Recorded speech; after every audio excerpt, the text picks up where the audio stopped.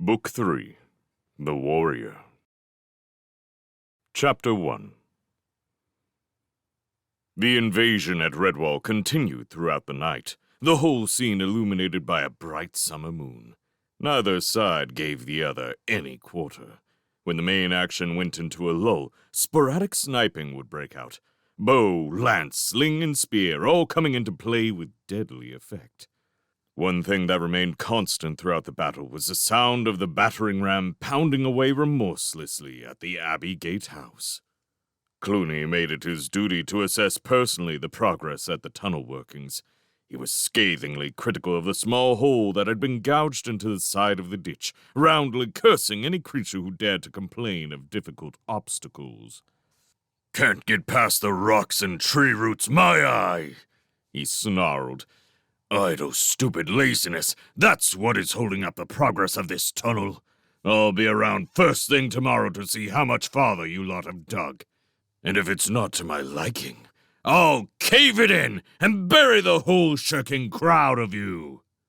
However, the battering ram pleased Clooney much more. He knew it was worrying the Abbey defenders. The rat crews that manned the heavy object were changed every hour by Cheese Thief, who stayed with the ram the whole time, encouraging the carriers on to greater efforts. Clooney had gained a new respect for Cheese Thief. Mentally, he had already promoted him to second in command. Sensing this had made Cheese Thief redouble his efforts. He worked the rat crews like a slave driver. No rodent dared complain about one whom the chief held in such high regard. Constance stood on the wall with her captains. The Badger's brow was furrowed with anxiety.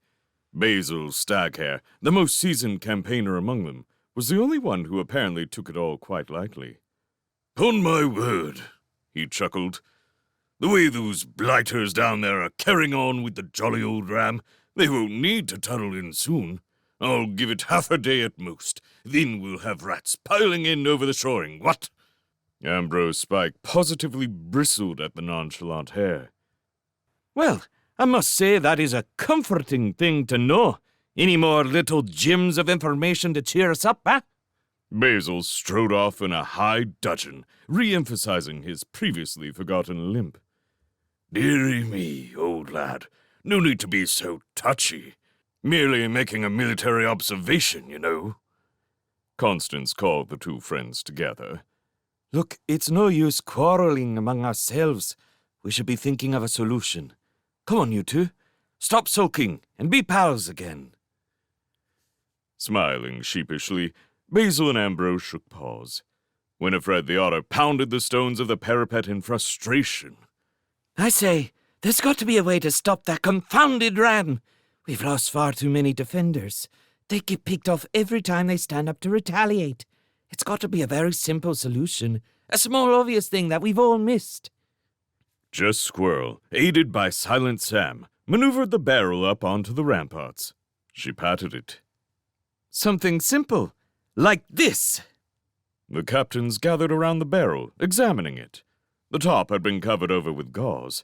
A strange noise issued from within. "Well, Jess, don't keep us in suspense. What's in the barrel?" The Badger growled. "Shall we tell them, Sam?" Grinned Jess. Silent Sam gave a broad wink and tapped a well-sucked paw against his nose. He and his mother were enjoying this. "What we have here, my good comrades in arms," said Jess grandly, "is stage 1 of our anti-battering ram scheme, thanks to my small offspring here, who found the hornet's nest." Basil clapped the two squirrels soundly upon their backs. "Of course, that's the ticket. A hornet's nest in a barrel. Just chuck it down on the beastly old enemy, what?" Jess and Sam smiled with wicked delight. "Ha! But that's only the first stage," said Jess. "Here's the second." She and Sam ducked out of sight. A moment later, they were back with 2 buckets. 2 pails of good, fine, slick vegetable oil," Jess announced. "The minute they drop the battering ram, we'll tip this down all over it. Let's see them try to break a door with it then." Jess and Sam were congratulated heartily by all. Smiles appeared on faces that had been gloomy shortly before. Sam bowed graciously each time he was thanked. Nobody was refusing him permission to be on the wall now. Down below, the scrabbling of rats' feet and the monotonous thud of the ram continued. Winifred and Constance lifted the barrel onto the parapet edge. They angled and tipped it until a fine, delicate balance had been achieved. The badger peeped over at the activity below, waiting for the best moment. She beckoned Silent Sam to her. The time was exactly right. "Pray, would you do us the honor, Master Samuel?" said Constance with mock courtliness. Feigning an equal gravity, Sam made an elegant leg and delivered a short, sharp kick to the barrel. Buzzing angrily, it dropped out of sight over the edge of the abbey wall. There was a crash and a yell, followed by the shocked screams of agonized rats. They milled about in the roadway, dancing in pain as myriads of maddened hornets attacked furiously. Some rats ran off down the road, others hurled themselves into the ditch, pursued by the relentless stinging insects. The long battering ram lay unguarded, conveniently spotlighted by the rats' abandoned torches. 2 well-aimed buckets full of vegetable oil were hurled down. They smashed directly on target, saturating the entire length of the ram. Before the hornets could seek out new victims, Basil ordered the defenders down to the gatehouse study, where they had a celebration snack. Clooney stooped inside the tunnel workings, surrounded by as many of his followers as he could pack in without causing mass suffocation. Kilconey held Clooney's cloak over the entrance hole. Outside, the air resounded with buzzing and pitiful screams. The ferret gingerly touched the tip of his swollen nose. Clooney stooped in stony silence. He did not sit or attempt to touch his own injuries. The others might laugh. Dumbly, he endured the pain of the fiery stings. Farther across the meadows, there was a mass scramble of bodies into a small pond. The hornets zinged about, waiting for snouts to break the surface. Dawn revealed a sadly disorganized horde. Clooney wisely held back his temper. Many of his soldiers looked so demoralized that they were liable to make a run for it and desert. He reasoned that there was little to be gained by adding insult to injury. 7 rats, 2 ferrets, and a stoat lay dead in the ditch. Unable to escape the main body of hornets, they had been stung so many times it had proved fatal. Cheese Thief limped slowly up, covered in ugly lumps. "Chief, they poured some stuff over the battering ram. We can't hold on to it. We tried, but it's like picking up a wet eel. The blasted thing slid right out of our claws. One of the bearers had both legs broken when it slipped and fell. Sorry, Chief, but we didn't expect him to think up anything like that. Hornets and slippery stuff. It's not fair."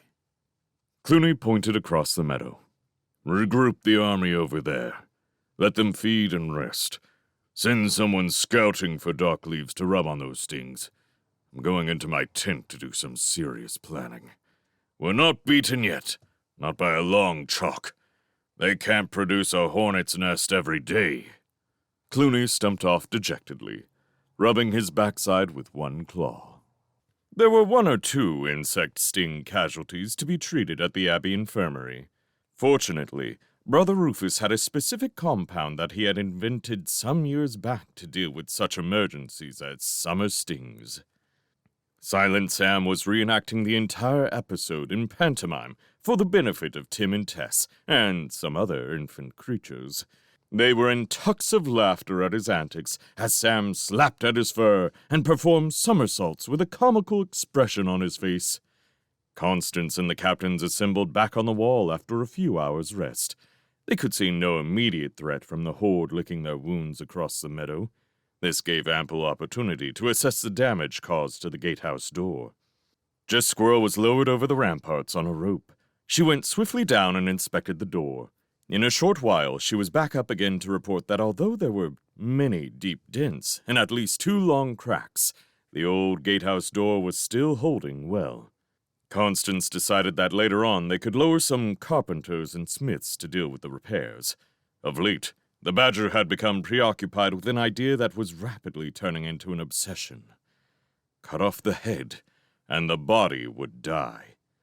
By some means, She must kill Clooney the Scourge. Out across the meadow, she could plainly see the warlord's tent. In the strong sunlight, the badger watched the silhouette of the big rat moving about behind the canvas. The main problem was that the tent had been pitched too far out of range for sling or bow, unless the weapon was big and powerful enough to reach that far. That was it. A large, powerful bow, something along the lines of a crossbow. What if it could be mounted upon the ramparts unknown to Clooney and his horde? At a given time, say, mid-afternoon, Clooney's shadow would be clearly visible through the tent fabric in the bright June sunlight. A big arrow or bolt properly aimed from the bow, and twang!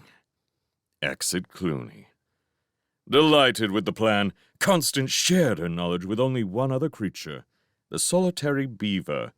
Enlisting the aid of the beaver's highly capable molars, the badger left him gnawing away at a yew sapling in the orchard, while she went off to find an arrow that would fit her brainchild. An ash staff that had seen service as a candle snuffer proved to be ideal. With a heavy stone, Constance flattened the conical brass extinguisher fitted to the top of the staff until it resembled a vicious-looking spear. She flighted it with duck feathers.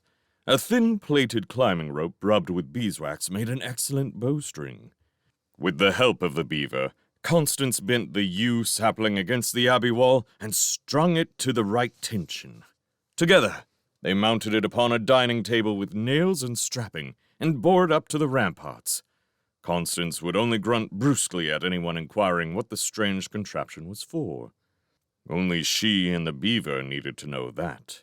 The two creatures sat out upon the ramparts sharing lunch, conversing in low, secretive tones. That should do the trick.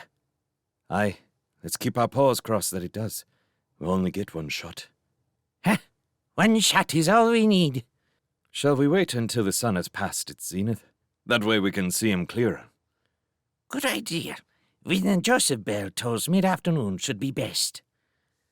Having finished lunch, the pair lay out like old watchdogs on the sun-warmed stones. Half an hour later, they were snoring. Clooney was a resourceful rat. He often wished that his army thought as he did, instead of just being a mob of incompetents. But then, if the horde were as clever as he was, there would be no need of a leader. Such was life, he reflected. Nobody could think up a new strategy as he could.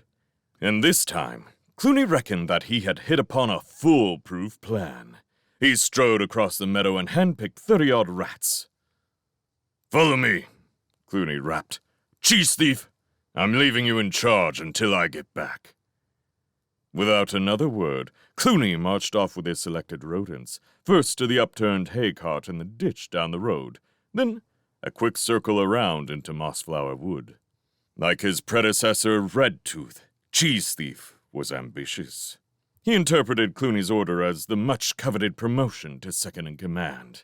The chief had not even acknowledged Darkclaw. In his elation, Cheese Thief even forgot the painful hornet stings. He strutted about asserting his newfound authority. Darkclaw, send those ferrets out for more dock leaves, will you? He ordered. Oh, and see that no one else strays too far. I'll be in the tent if you need me for anything, but try not to disturb me.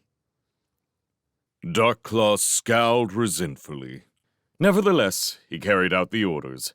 If he didn't, he was certain that Cheese Thief would report him to Clooney for insubordination. Cheese Thief swaggered into the tent and glanced around. Clooney had left the better part of a wood pigeon, some cheese, and there was still a handsome measure of the best St. Ninian barley wine in the chief's canteen. Cheese Thief tucked in with satisfaction. Redtooth used to, so why not he? It was his entitlement as Clooney's second-in-command. He sprawled languidly in the warlord's chair, tilting it and resting his feet on the map-strewn camp table, happy in the knowledge that his destiny was being fulfilled. He secretly hoped that it would start raining heavily. Then the rest of the army would recognize his exalted position when they were outside getting soaked, while he was snug and dry inside the tent. Cheese Thief tried studying the maps. He could not make head or tail of them, and soon grew restless. There was Clooney's poisoned tail bob, which he wore in battle. Careful not to pierce his claws by accident, he fitted it to his own tail. Next, he draped the warlord's cloak about him. It was a bit long, but what a dashing figure he must cut. For a while, he contemplated the massive war helmet. Peeping around the tint flap, he checked that there was no sign of the chief returning. Good. Clooney would probably be gone for another hour or two yet. The Joseph bell tolled for mid-afternoon. Constance shook the beaver into wakefulness. Look, what a golden opportunity. There's the Scourge himself all dressed up to kill. We'll never get another chance like this. The giant bow worked perfectly. Cheese Thief's latest promotion was swift but brief. He never knew what it was that snuffed his life out.